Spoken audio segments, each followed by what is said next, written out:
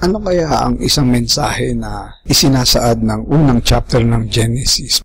Pag nilay-nilayan natin, makikita natin na sa simula, walang ayos, hindi pa maayos. Tapos anong ginawa ng Diyos? Sinimula niya ang kaayusan.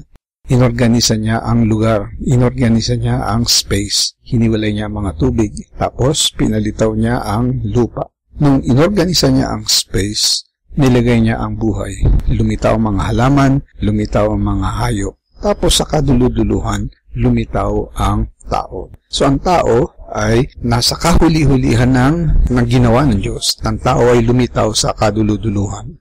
Inayos ng Diyos muna ang lugar, nilagyan niya ng buhay, tapos nilagay niya ang buhay ng tao. Tapos sinasabi dun sa first chapter ng Genesis na ang tao ay imahe ng Diyos at katulad ng Diyos.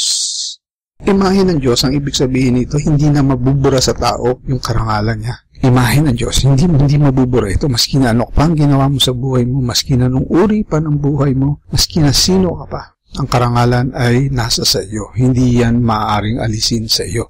Your image of God.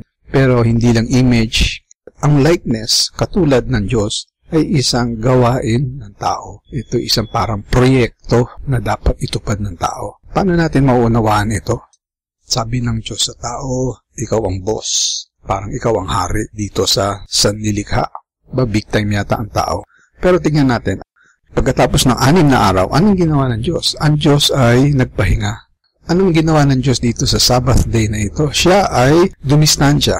Dumistansya siya sa kanyang nilikha at dumistansya din ng Diyos sa sarili niyang kapangyarihan. Siya ang boss, siya ang naglikha ng lahat ng ito, siya ang nag-ayos ng lahat ng ito.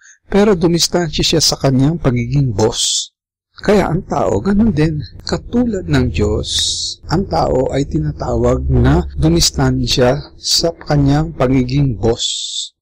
Oo, bossing ka nga. Ikaw nga ang nasa kaduluduhan, ikaw nasa kataas-taasan ng nilikha. Sunod na lang ang Diyos, nasa ilalim ka ng Diyos. Talaga mataas ang tao, mataas ang karangalan ng tao, mataas ang kalagayan ng tao, mataas ang kanyang kinalalagyan. Subalit, ang tao ay sinasabihan din, dumistansya ka. Dumistansya ka sa iyong pagiging boss. Dumistansya ka sa iyong kapangyarihan. Dumistansya ka sa iyong kakayahan na mabaon sa paglimot ng iyong pagiging makapangyarihan. Bigyan mo rin ng espasyo, bigyan mo rin ng lugar ang kapwa mo. Bigyan mo rin ng lugar ang buhay sa kapaligiran mo. Hindi yan sa iyo.